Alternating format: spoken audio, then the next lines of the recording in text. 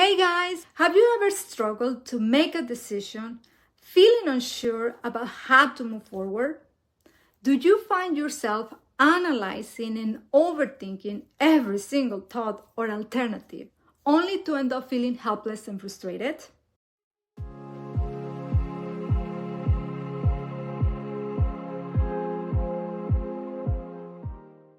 Welcome to the Reflection Room. My name is Zandra. I am a licensed mental health counselor in the state of Florida, and today I want to share with you on a topic that has been in my mind lately.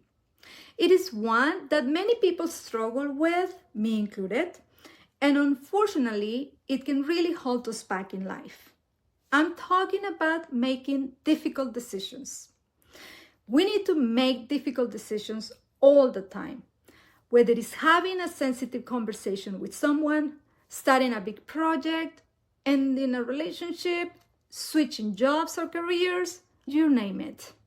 Oftentimes, these decisions make us feel very uncomfortable, and this uneasy feeling prevents us from making that decision and moving forward. It is something that I do, and hopefully it will help you too when deciding. If you want and can safely do, grab a piece of paper and a pen.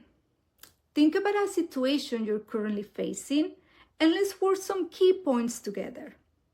Remember though that each situation and person is unique. These are just my thoughts and insights and not a substitute for therapy.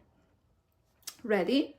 Okay, so first, start with the basic but one of the most important aspects involved in decision making. That is getting adequate sleep. Studies show that sleep deprivation impacts the emotional part of the brain, specifically the amygdala, which in turn affects the prefrontal cortex, also known as the executive part of the brain, which is responsible for decision making. Why is this important? Understanding the brain mechanisms involved in decision making and how the lack of sleep affects these areas can help us prioritize sleep and approach decisions more effectively. Make sure you sleep well before you engage in any important decision making. Next, consider the pros and the cons of your choices. Write them down using a T-chart. This is one of the best ways to help you gain clarity by transferring your thoughts from your mind onto paper. It also makes it easier to see the differences side by side. Here, you could also list the possible consequences of each decision. So, use this step to gather information about the options you are considering. This will help you make an informed decision from the beginning. Next, and this is my favorite, you want to consider what you truly want in life. This is a very simple step, maybe, but it's often overlooked.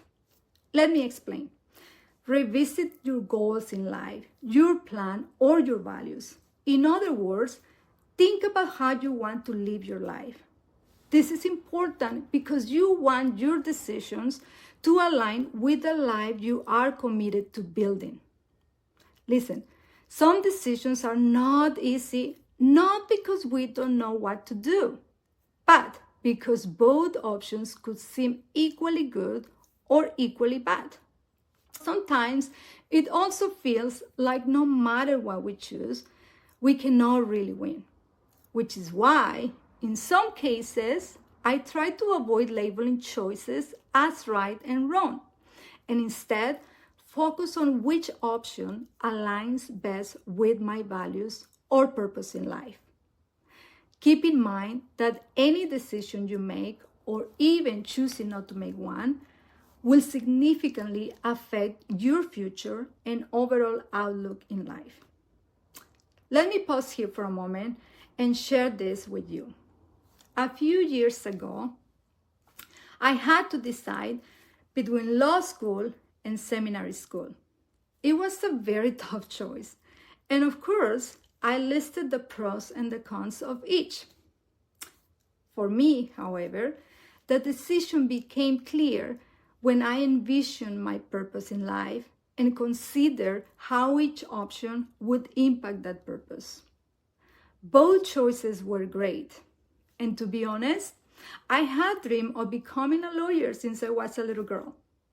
But here's the good part. As I reflect on my journey and how I ultimately became a mental health counselor, I realize how much I learned along the way. Not only that, but I also found healing in areas of my life that had been overlooked. The choice I made has truly enriched how I perceive my purpose in life. So the point is, don't underestimate this step.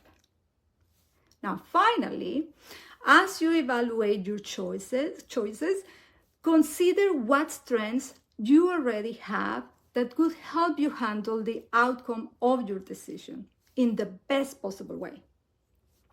Knowing and applying your strengths empowers you in inexplicable ways because your decisions are no longer guided by fear. They are no longer based on the opinion of others. Instead, your decisions are directed by the knowledge and the confidence you have within you. How cool is that? So take a moment to look at the issue you're facing and consider the many strengths you can bring to the situation. In my case, the challenges of each option were different. So listing the strengths gave me the confidence that no matter which path I chose, I had the tools to get through it. Sometimes this is all we need to move us out of our comfort zone and step into what we want for ourselves. Don't limit your strengths because these might be skills like critical thinking and resilience, as well as the support of your family and friends and reliance on your faith. The point is, you have what it takes to succeed. I encourage you to think about your strengths as you run into any difficult decisions or challenges in life. By the way, applying these strengths will not only help you develop more confidence, but will ultimately help you to achieve your goals. Next time you face a difficult decision, try using the points I shared with you today and let me know how it went. I look forward to reading your comments. Until then, keep on reflecting.